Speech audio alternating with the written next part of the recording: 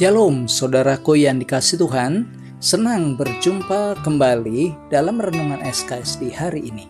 Kembali kita akan merenungkan firman Tuhan dengan judul Kembali kepada Tuhan. Sebelumnya saudara, mari kita berdoa memohon pertolongan Tuhan di dalam doa.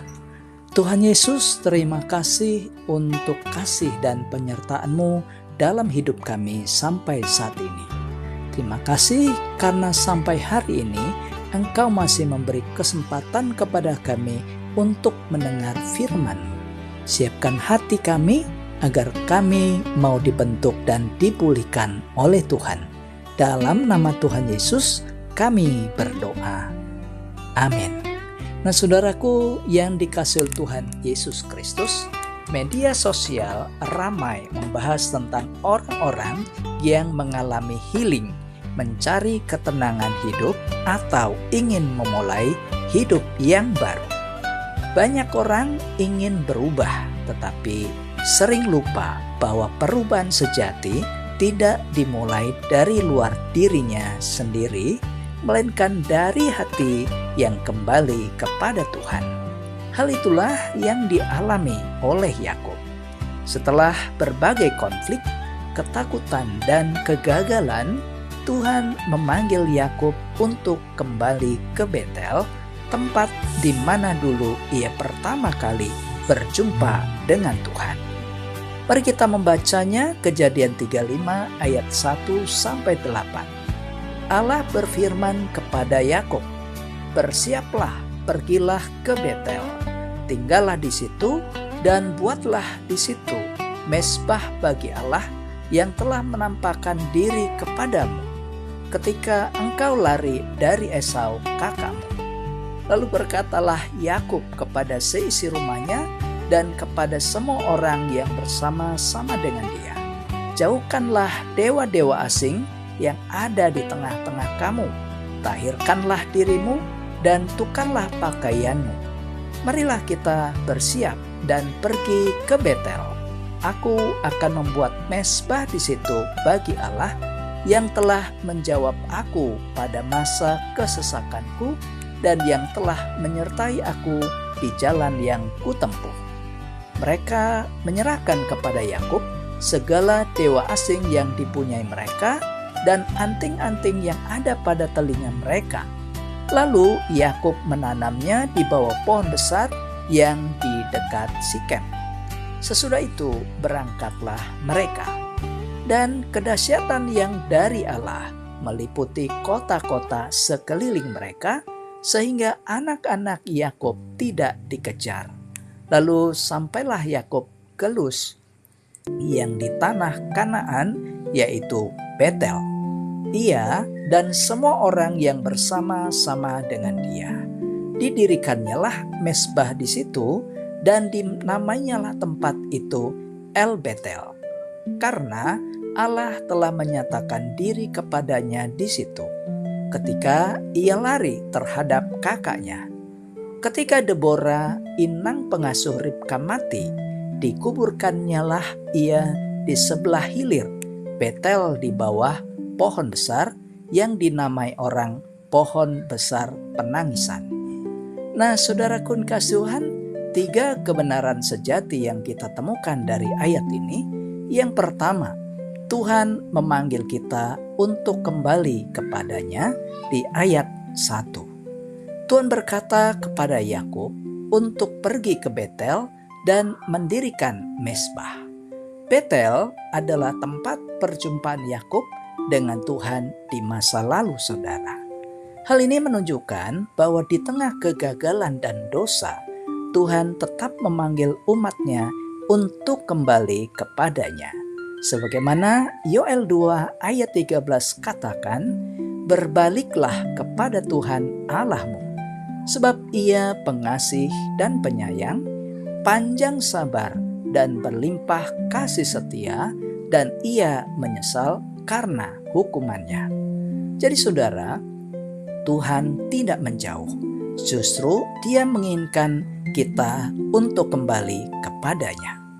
Dan yang kedua, kembali pada Tuhan harus disertai pertobatan. di ayat 2-4. Yakub meminta keluarganya untuk membuang Allah asing dan mentahirkan diri.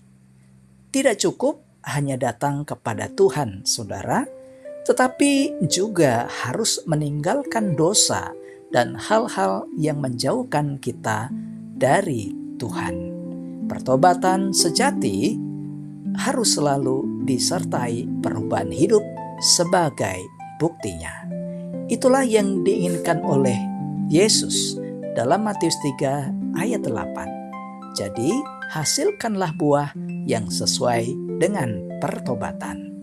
Dengan demikian saudara, tidak ada pemulihan tanpa pertobatan.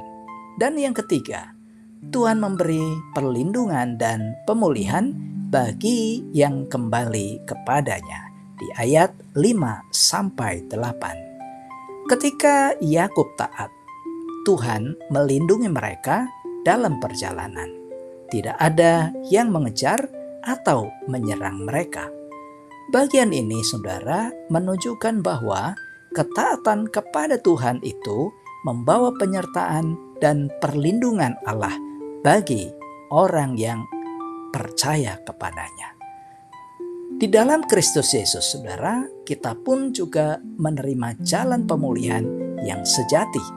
Itulah yang dikatakan di dalam 1 Yohanes 1 ayatnya 9. Jika kita mengaku dosa kita, maka Ia adalah setia dan adil, sehingga Ia akan mengampuni segala dosa kita dan menyucikan kita dari segala kejahatan. Jadi saudara, Tuhan sanggup memulihkan hidup orang yang mau kembali kepadanya. Saudaraku yang kasih Tuhan, hari ini mungkin kita sibuk mencari ketenangan, pemulihan, atau juga perubahan hidup. Namun saudara, perubahan sejati itu dimulai saat kita kembali kepada Tuhan. Tinggalkan dosa, kebiasaan buruk, dan hal-hal yang menjauhkan kita dari Tuhan.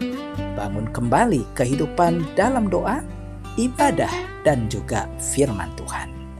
Marilah kita hidup dipulihkan bukan hanya dengan motivasi baru, saudara, tetapi juga dengan hati yang kembali kepada Tuhan. Mari kita refleksikan renungan di hari ini. Apakah saya sungguh hidup dekat dengan Tuhan? Apakah ada yang harus saya tinggalkan untuk kembali kepada Tuhan? Dan apakah saya rindu mengalami pemulihan yang sejati? Mari kita berdoa. Tuhan Yesus Allah yang baik, kami rindu kembali kepadamu ya Tuhan dengan sungguh-sungguh. Ampunilah dosaku dan kesalahanku dan pulihkanlah hidupku. Ajar aku untuk hidup di dalam ketaatan-Mu melalui Yesus Kristus Tuhan. Berkatilah saudara-saudaraku yang hari ini merenungkan firman Tuhan. Berkati dalam hidup mereka, dalam pekerjaan, dalam rumah tangga, bahkan yang studi Tuhan buat berhasil dan mencapai cita-cita yang diharapkan. Yang lemah Tuhan kuatkan, yang bergumul masalah anak Tuhan juga menolongnya. Terpujilah Engkau ya Tuhan Yesus. Inilah doa kami dalam nama Tuhan Yesus. Amin. Saudaraku, mari arahkanlah hati dan terimalah berkat Tuhan. Tuhan memberkati saudara dengan hati yang dipulihkan, hidup yang diperbaharui dari waktu ke waktu, dan langkah yang selalu dekat kepada Tuhan dari saat ini sampai selama-lamanya. Amin. Jika membutuhkan doa, konseling, atau percakapan pribadi, kritik, dan juga saran dari renungan ini, silakan hubungi nomor yang tertera pada video ini. Demikian firman Tuhan hari ini saudara. Terima kasih, Tuhan Yesus memberkati, dan sampai jumpa pada renungan SKS berikutnya. Shalom.